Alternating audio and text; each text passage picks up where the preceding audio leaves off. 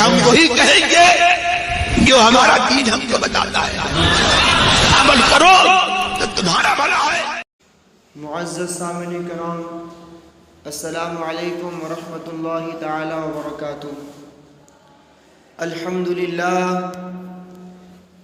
للہ الذی لم یزل عالما قدیرا سمیعا بصیرا، والصلاة والسلام علی رسولہ ارسلہ الی الناس کافۃ بشیرا ونذیرا، وعلی آلہ واصحابہ کثیرا کثیرا، اما بعد فاعوذ باللہ من الشیطان الرجیم، بسم اللہ الرحمن الرحیم۔ یا ایہا الذین آمنوا ادخلوا فی السلم کافۃ ولا تتبعوا خطوات الشیطان انہ لکم عدو مبین۔ باوقار سامعین کرام، آئیے کچھ عرض کرنے سے پہلے ہم نہایت ہی عقیدت و محبت کے ساتھ سرکار دو عالم صلی اللہ تعالی علیہ وسلم کی بارگاہ میں جی لگا کر درود و سلام کا ہدیہ نشاور کرتے ہیں اور سرکار کی بارگاہ میں لو لگا کر درود پاک پڑھتے ہیں۔ اللہم صلی علی سیدنا و مولانا محمد النبی الامی الحبیب العالی القدر العظیم الجاہ وعلی آلہ وصحبہ وبارک وسلم، صلاۃ و سلام علیک یا رسول اللہ صلی اللہ تعالی علیہ وسلم۔ حضرات، میں نے جس آیت کریمہ کی تلاوت کا شرف حاصل کیا ہے، اللہ تعالیٰ قرآن مجید میں ارشاد فرماتا ہے، اے ایمان والو، اسلام میں پورے داخل ہو جاؤ اور شیطان کے قدموں پر نہ چلو، بے شک وہ تمہارا کھلا دشمن ہے۔ عزیزان گرامی وقار، آج میری تقریر کا عنوان ہے سال تو بدلا، ہم کب بدلیں گے۔ اسی پر آج کچھ دیر گفتگو کی جسارت کروں گا۔ ہمارے ہندوستان میں عام طور پر جن سالوں کی اتباع کی جاتی ہے وہ دو قسم پر ہیں۔ نمبر 1 اسلامی سال، نمبر 2 میں عیسوی سال، جسے ہندی سال بھی کہا جاتا ہے۔ اسلامی سال محرم الحرام جیسے پاکیزہ مہینے سے شروع اور ذوالحجہ جیسے محترم مہینے پر ختم ہوتا ہے، جبکہ ہندی سال کا آغاز جنوری سے اور انتہا دسمبر پر ہوتی ہے۔ اول الذکر ہی وہ مہینے ہیں، یعنی اسلامی سال ہی وہ مہینے ہیں جن کا تذکرہ قرآن مجید کے اندر موجود ہے، جن میں کچھ مہینے کو محترم قرار دیا گیا ہے۔ چنانچہ ارشاد ربانی ہے، ان عدت الشہور عند اللہ 12 شہرا فی کتاب اللہ یوم خلق السماوات والارض منها 4 حرم۔ بے شک مہینوں کی گنتی اللہ کے نزدیک 12 مہینے ہیں، جب سے اس نے آسمان اور زمین بنائے، ان میں 4 حرمت والے ہیں۔ اگرچہ اس آیت کریمہ میں شہور سے مراد قمری مہینے ہیں اور انہی کو اللہ تعالیٰ نے لوگوں کے لیے اوقات قرار دیا۔ شریعت کے کثیر احکامات، عبادات و معاملات، مثلا روزہ، نماز، حج، زکوٰۃ، عورتوں کی عدتیں، رضاعت وغیرہ، لہٰذا ہمارے لیے مناسب ہے کہ اپنے معاملات میں انہی کی اتباع کریں۔ اس کے تحت معالم التنزیل میں ہے، المراد منہ الشہور الہلالیۃ وہی الشہور التي يعتد بها المسلمون في صيامهم وحجهم وأعيادهم وسائر امورهم۔ اس سے مراد قمری مہینے ہیں جن کے ذریعے مسلمان اپنے روزوں، حج، عیدوں اور تمام امور کا حساب لگاتے ہیں۔ اسی آیت کریمہ کے تحت تفسیر نسوی میں ہے، یعنی علامات جن سے لوگ اپنی زراعت، اجارہ، قرض، افطار، عورتوں کی عدت، ایام حیض اور حمل کی مدت وغیرہ کا وقت معلوم کرتے ہیں۔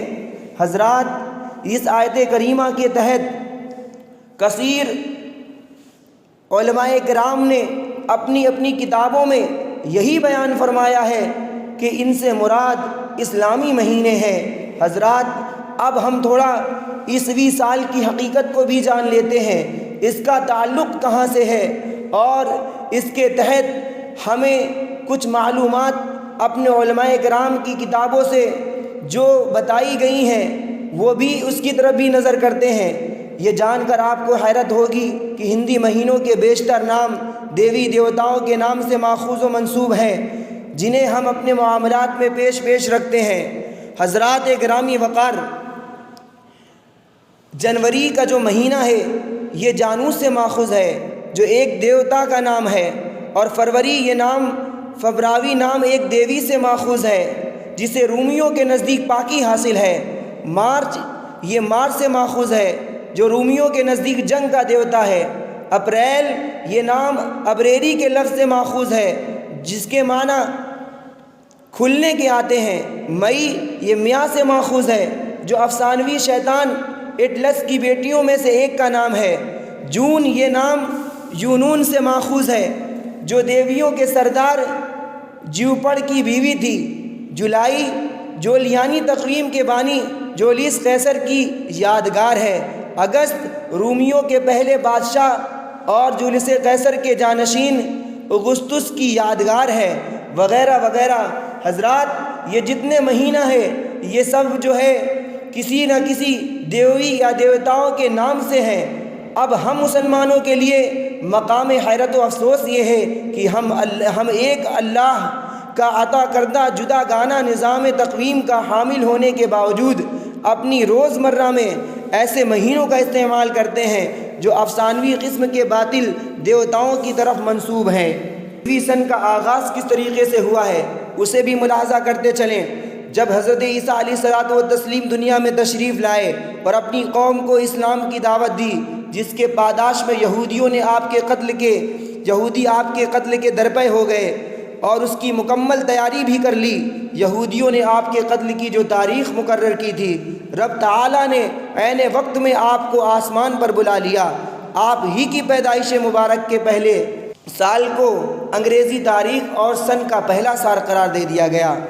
اب اس مختصر تمہید کے بعد یہ بات دوپہر کے سورج کی طرح روشن ہو جاتی ہے کہ اسلامی سال ہی لائق اعتبار اور قابل عمل ہے، لیکن ہم مغربی تہذیب و تمدن میں اس قدر غرق ہیں کہ ہمارا عام بود و باش، قول و گفتار اور رہن سہن غرض کی ہر معاملات میں مغربی تہذیب نمایاں نظر آتا ہے۔ ہم اپنے ہر مواقع پر، خواہ شادی بیاہ ہو یا اور کوئی فنکشن، سب سے پہلے عیسوی سال کو ترجیح دیتے ہیں، حالانکہ از روئے شرع اس میں کوئی قباحت نہیں ہے، تاہم اسلامی سال مبارک اور مسعود مہینہ ہے، اسے اپنے معاملات میں لانے کی اشد ضرورت ہے۔ حضرات ہم یہ نہیں کہتے کہ عیسوی سال کے مطابق ہم اپنے کام نہ کریں بالکل کریں، لیکن ہم اسلامی سال کا بھی خوب خیال کریں۔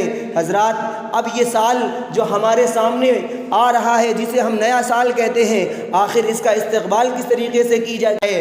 حضرات ہمارے ہندوستان میں مسلمان کا بڑا طبقہ نئے عیسوی سال کی آمد کی رات روحانیت اور شراب و کباب کا اہتمام کرتا ہے، ناچ گانے کی محافل کا انعقاد کرتا ہے، مرد و عورت کا اختلاط ہوتا ہے۔ جیسے یہ تمام چیزیں شریعت میں حرام ہی قرار نہ دی گئی ہوں، اس قدر لوگ اس میں ملوث ہو گئے۔ حضرات یہ چاہے نیا سال ہو یا پرانا سال ہو، ان چیزوں کے بارے میں شریعت نے منع فرما دیا ہے۔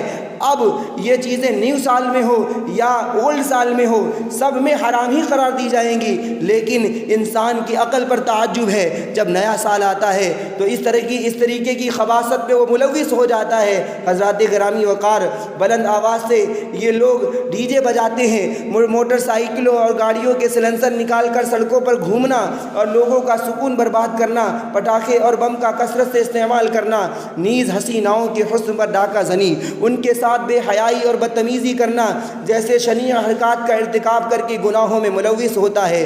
یقیناً یہ تمام حرکتیں شرعی نقطۂ نظر سے حرام، اشد حرام ہیں، جن سے مسلمان دور و نفور اختیار کرنا مسلمانوں کے لیے بہت ضروری ہے۔ ملت اسلامیہ، اب رہی بات نئے سال کی مبارکبادی دینا، تو اس کا حکم عند الشرع کیا ہے وہ بھی بغور سماعت فرمائیں۔ عیسوی سال کا جو نیا ایئر آتا ہے اس کی مبارکبادی دینا ایک غیر ضروری کام ہے، کیونکہ یہ ہمارا سال نہیں، ہمارا سال تو اسلامی سال ہے۔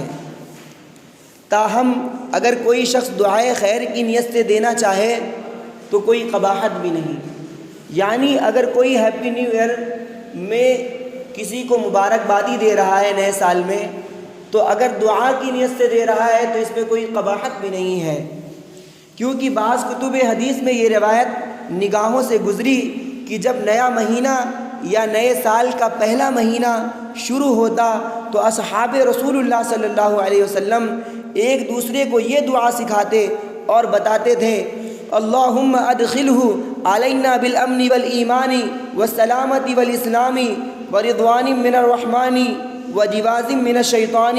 اے اللہ اس نئے سال کو ہمارے اوپر امن و ایمان، سلامتی و اسلام اور اپنی رضامندی نیز شیطان سے پناہ کے ساتھ داخل فرما۔ ہم تمامی حضرات پر لازم یہ ہے کہ ہم گناہوں سے گریز کریں اور ہمیشہ اپنی زبان پر ذکر خیر کو سجا لیں اور اللہ تعالیٰ کی یاد میں منہمک ہو جائیں، اور ہم اپنے آپ کو ہمیش کے لیے اپنے دین اسلام کے مطابق وقف کر دے کہ جس طرح سے ہمارا دین ہمیں کہہ رہا ہے ہم اس طریقے سے اپنی زندگی کو گزاریں۔ اللہ تعالیٰ ہمارے گناہوں کی مغفرت فرمائے، اور رب تعالیٰ ہم سب کو عمل خیر کی توفیق عطا فرمائے اور مستقبل کو نیکیوں میں صرف کرنے کی توفیق مرحمت فرمائے۔